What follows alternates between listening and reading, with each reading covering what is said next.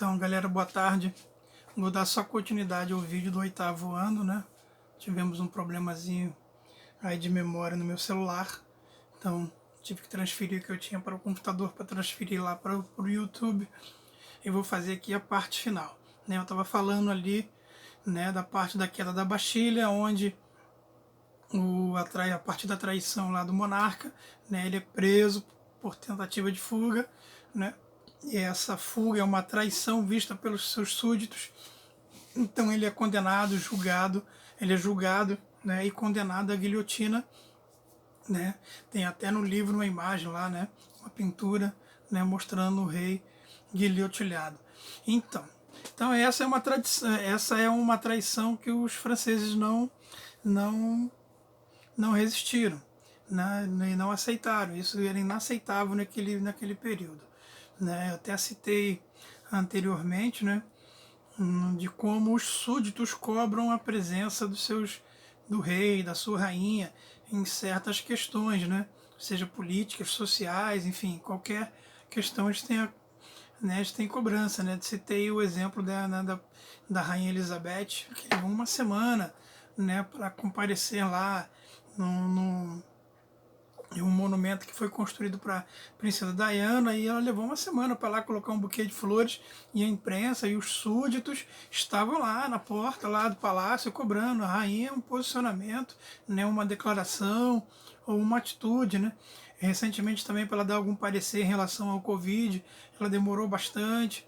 Então os súditos estão sempre cobrando bastante sobre isso, né? Principalmente os ingleses, né? Não sei se de repente lá, né, os nativos do país de Gales, da Irlanda do Norte ou da Escócia teriam esse mesmo sentimento, né? Mas os ingleses nativos de fato, né, esses cobraram muito, e era a cobrança que fizeram lá os súditos, ainda súditos, né, é, na fuga. Por que ele abandonou o seu povo? Isso era uma traição imperdoável, e os franceses então não aceitaram, né? E ele é preso, julgado e condenado à guilhotina. Quem vai assumir esse papel de administrar é o Robespierre, mas o Robespierre não era uma persona, digamos, muito bem vista, né? Uma persona não grata, digamos assim, em relação a uma boa parte da sociedade francesa da época, né?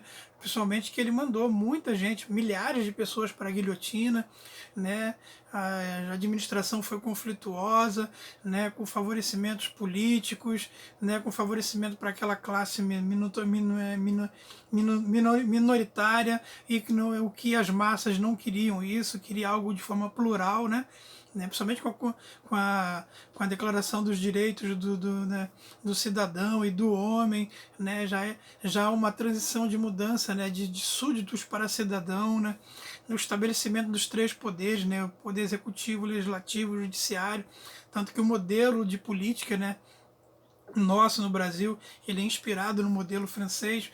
Então, o Robespierre, ele é preso, né, e julgado, e vai sofrer as mesmas consequências lá do monarca, vai ser guilhotinado na mesma guilhotina aonde ele mandou milhares de franceses para serem executados, né?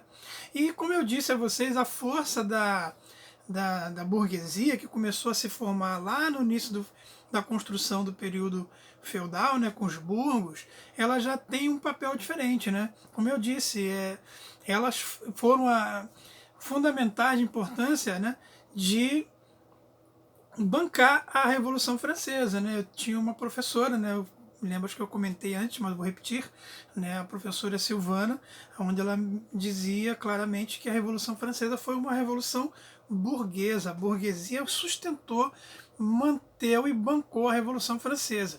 E é essa mesma burguesia que vai colocar no poder Napoleão Bonaparte, né?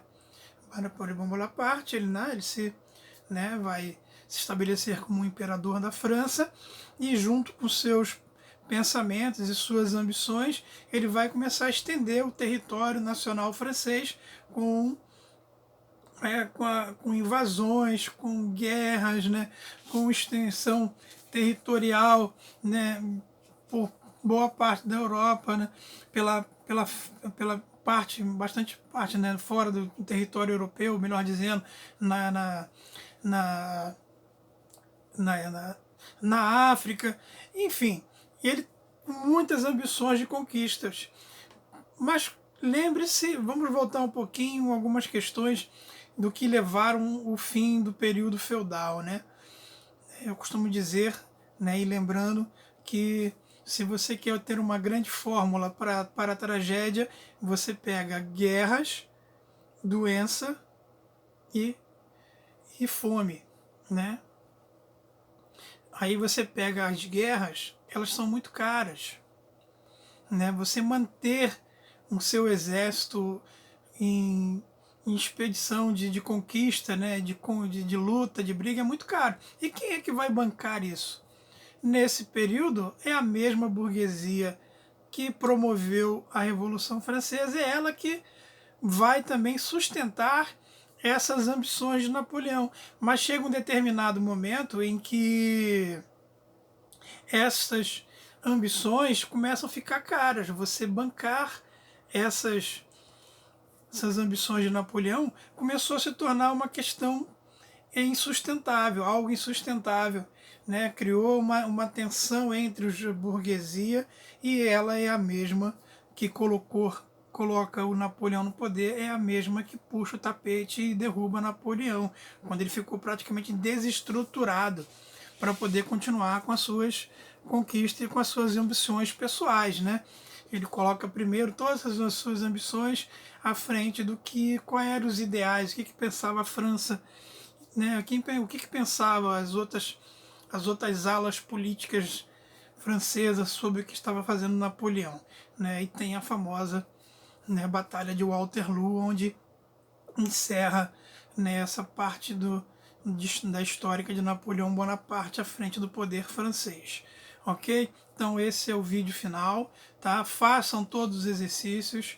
Existem exercícios que são importantes do livro, né? Existem alguns exercícios que são de pesquisa, então o aluno tem que pesquisar e construir as suas respostas lá, né, no caderno. Não são pesquisas extensas, é só uma pergunta que você precisa pesquisar algo que o autor não está te dando, ele está pedindo para você procurar fora do livro, né, de que ele não informa.